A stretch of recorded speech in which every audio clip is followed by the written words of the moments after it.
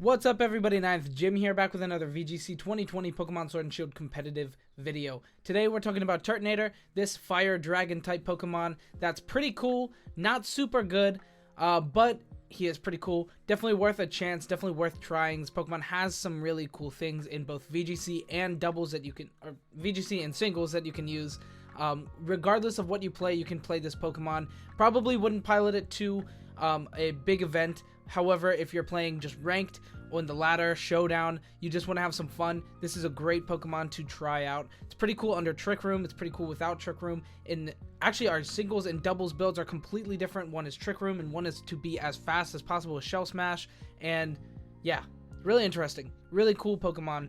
Let's get into it. So, Fire Dragon typing is pretty cool. Gives us a bunch of resistances, only a few weaknesses. Resistances, Fire, Electric, Grass, Bug, Steel. Weaknesses, Ground, Rock, Dragon. Overall, not too bad as far as typing goes. Weakness, Dragon is the only one that we can't really patch up. I mean, obviously we could, you can play a Fairy type on your team and then switch in correctly and really do well. However, our weaknesses we can patch up. You can use a berry if you want to.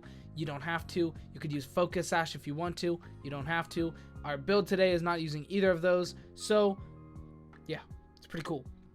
This Pokemon you can definitely run a couple of different ways and it's pretty cool.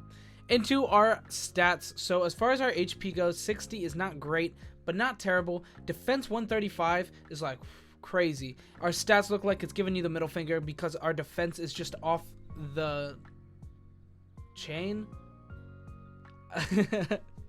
Our defense is crazy is what I'm saying. Special defense is 85, which is pretty solid as well. Pretty well-rounded defense and special defense. Actually, not well-rounded at all. Our defense is insane. Our HP is pretty low, and our special defense is well-rounded. So yeah, it's you got low, high, and medium there.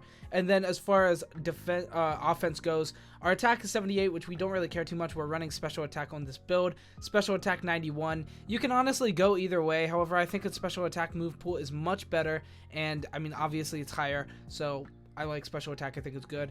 And then speed at 36, perfect for Trick Room, not good for being fast. However, with White Herb and Shell Smash, you can make this Pokemon go pretty fast. In singles, you can use it in doubles, but then it's a big target and it'll probably just die before you get to do anything with it. So I only really like it in singles to be Shell Smash Fast Boy, but you can try it in doubles if you want to. So yeah, that's about it for this part of the video. We'll go ahead and talk about our build itself. So onto the actual build, we are running it really similarly to the Rhyperior that you currently see in the meta. If you don't want to be like every other person you see online and run a Rhyperior, try this boy. He's pretty cool. Shell Armor is an ability. It gives us, it removes critical hits from the conundrum against us, which is pretty good. I hate critical hits. If you've ever played Pokemon and you die to a critical hit when you wouldn't die, you're like, wow, this game sucks.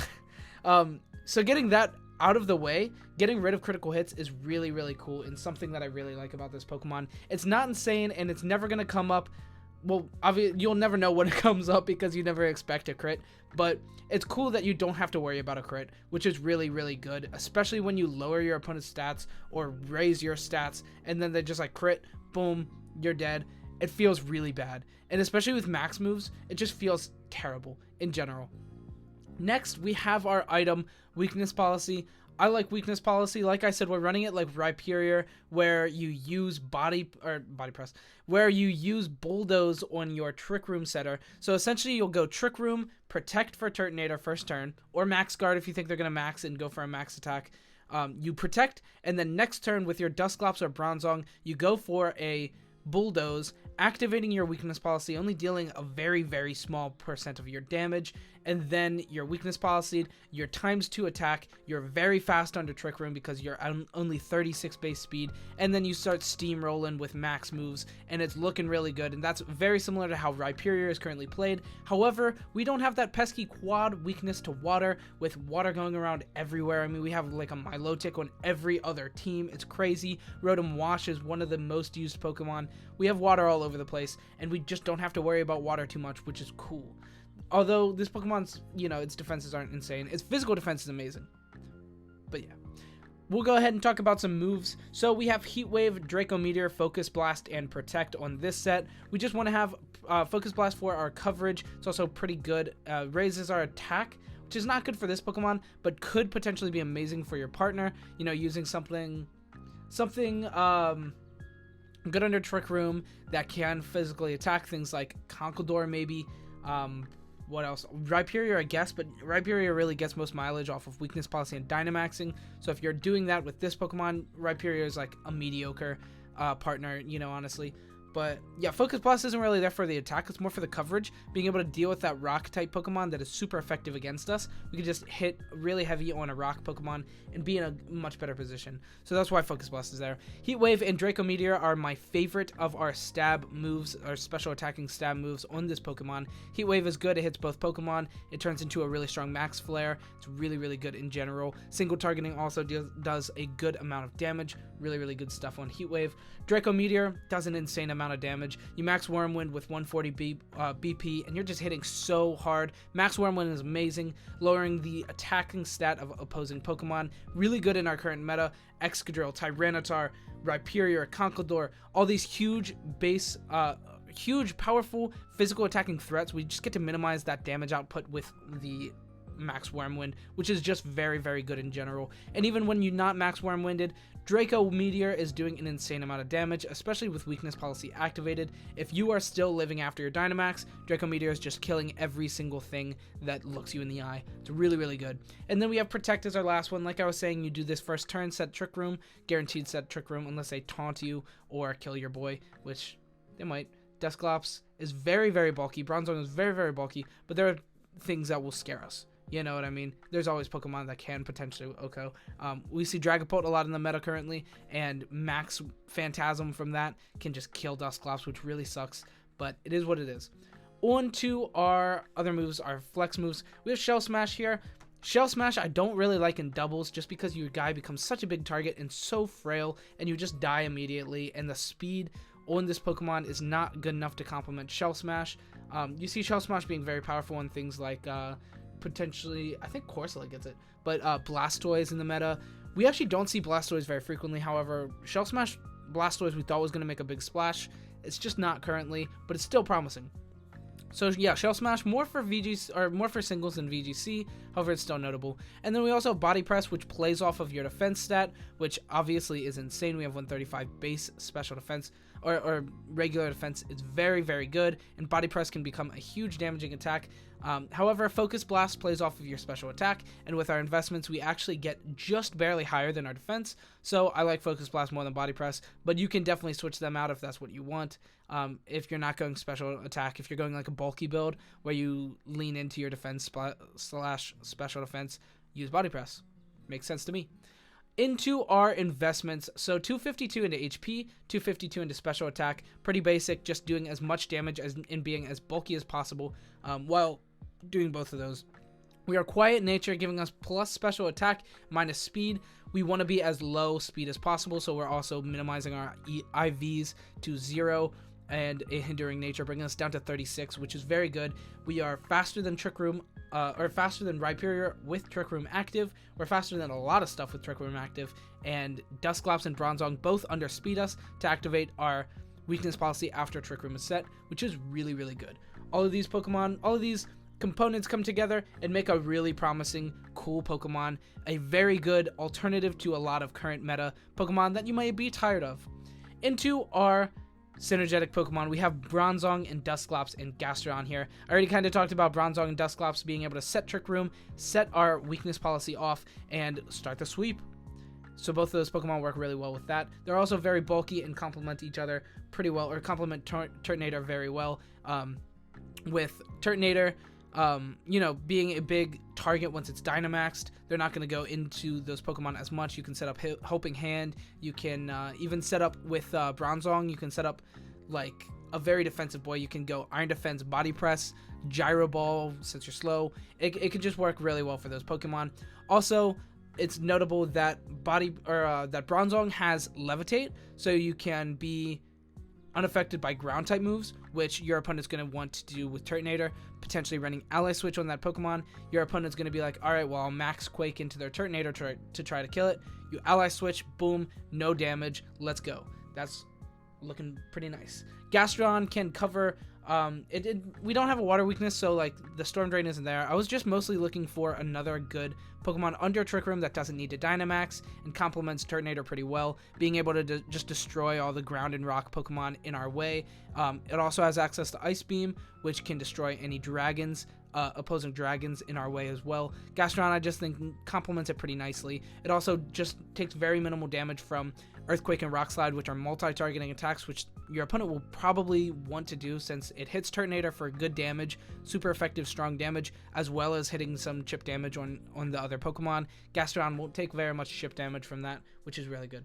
So overall, that's about it for this slide. We'll go ahead and talk about some speed tiers here. So we are looking pretty good on speed tiers. We're up here at 36, right over there. We're on the same speed tier as Pokemon like Mudsdale, Clefairy, but Clefairy is usually not going to be hindering. It'll usually be, its regular speed, not hindering, just regular. But Mudsdale sometimes will be hindering, so we may speed tie with it. Most Mudsdale will not be hindering, so you're going to speed tie, or it'll roughly outspeed you just a little bit.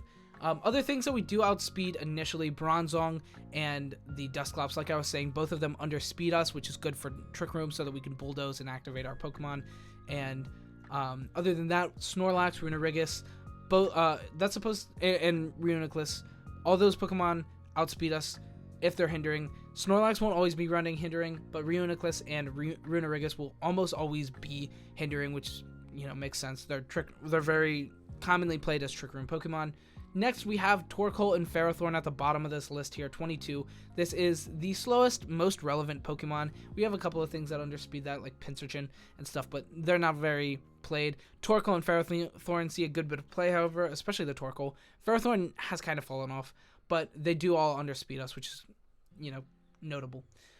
Things that outspeed us, Gastrodon, Rhyperior, Conkeldurr, all these Pokemon are pretty relevant here at hindering. Rhyperior will be hindering like 99% of the time. Gastrodon about 75-50% of the time. Conkeldurr, 25-50% of the time will be there. Otherwise, they'll be way above us anyway, and we already know that they're outspeeding us, and once Trick Room activates, we're outspeeding all of them, which is really, really good, especially since Gastrodon hits for super effective, Rhyperior hits for super effective damage. Gastrodon can with Ice Beam.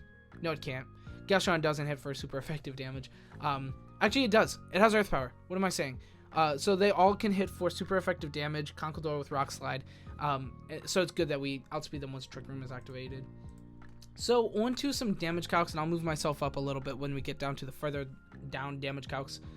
So first off, we have Dusclops Bulldoze into Turtonator, doing only a little bit of damage, like a very, very small amount of damage. 252 HP, Turtonator Dynamaxed, hitting 4 to 5 to 6 damage, 5 to 6% of your HP. A very, very low amount, a very worthwhile trade to activate our weakness policy, which is very good. Next, we have our Dynamaxed weakness policy activated Max Flare into an Excadrill, hitting 145 to 170% guaranteed OHKO into a Dynamax Excadrill. This is amazing, being able to OHKO. If it has Focus Sash, it'll live, and then Max Quake into our Turtonator. Doesn't guaranteed kill us. It only hits 58 to 68%. So we have a really good matchup against Excadrill, which is good because it's one of the most used Pokemon in the current meta, which is just very good in general. So that's about it for half of our damage calcs. I was going to move myself up, not the picture. So yeah, move that up. Next, we have our matchup with Rhyperior. This is a mediocre matchup. We are faster than once Trick Room is activated. However, a lot of Rhyperiors will be accompanied by a Pokemon that can reverse that Trick Room if need be. So it's a medium matchup. It's a kind of scary matchup, and if it's played correctly, we win. If it's played incorrectly, we lose. And there's really nothing else we can say about that. Max Wormwind from our weakness policy activated Dynamaxed Turtonator into a Rhyperior, a Dynamaxed max invested HP Rhyperior, hitting 75 to 87%, also knocking its attack stat down by 1 because of Max Wormwind, which is very, very good, leading us into our next one here. Max Wormwind, or Max Rockfall from that Rhyperior Dynamax. This is a -1 because of our Max Wormwind. only hitting 40 to 47% into us, guaranteed 3 hit KOing, which is very, very good. However, if it switches in correctly against our Bulldoze, activating our own weakness policy and then activating their weakness policy, they have a higher chance of doing good damage. They are then go to +2. Our max warm wind puts them to +1, and then they hit 88 to 104% of our HP of our Dynamaxed Turtonator, hitting a 31% chance to OHKO. This makes this matchup unfortunate. However, if they don't hit the OHKO, we still outspeed the next turn, unless they Trick Room, reverse Trick Room, and then outspeed us. It's a very wild matchup, and it can definitely be put in our favor or in their favor, and it's just something that you'll have to play a bunch. If you want to use Turtonator against that Pokemon, you'll just have to understand how to play against it correctly. That's really all it comes down to. It's very hard. It's interesting, and it plays off of how you and your opponent play the whole time. It's an interesting matchup. Next, we have Venusaur Max Quake into our Turtonator. Max damage that possible. I just wanted to showcase a special attacking stab, super effective move. Or this isn't stab, a super effective high damage special attacking move. I guess I could have done like Earthquake or Earth Power Max Quake from a Gastron. Oh well, it's too late. Venusaur only hits 60 to 71%, which is pretty good. I did Venusaur because it's higher up on the usage, but oh well. Anyway, that's going to be it for our damage calcs. I'll move myself back down to here, and we'll talk about single spotlight before the video is over. So single spotlight for this Pokemon is pretty interesting. We're using a kind of, actually a very, very different build. So we're using Shell Armor still because it's our only ability. We're using the item White Herb so that we can reverse the bad effects of Shell Smash. Shell Smash gives you a +2 in special attack as well as speed, but then a -2 in your defense and special defense. So you activate Shell Smash, boom, you're not bulky, but you're doing a lot of damage and you're actually surprisingly quick. Then White Herb goes ahead and reverses that, and now you're just fast and strong, and it's really good. Shell Smash is amazing with that. So we're using White Herb in this exact build. Shell Smash, Draco Meteor, Flamethrower, Focus Blast, the same 3 attacks that we had on the other one, except without Heat Wave, we're going Flamethrower just because it does the same amount of damage, but it's single targeting. It has a higher accuracy, which we're looking for. It's always better.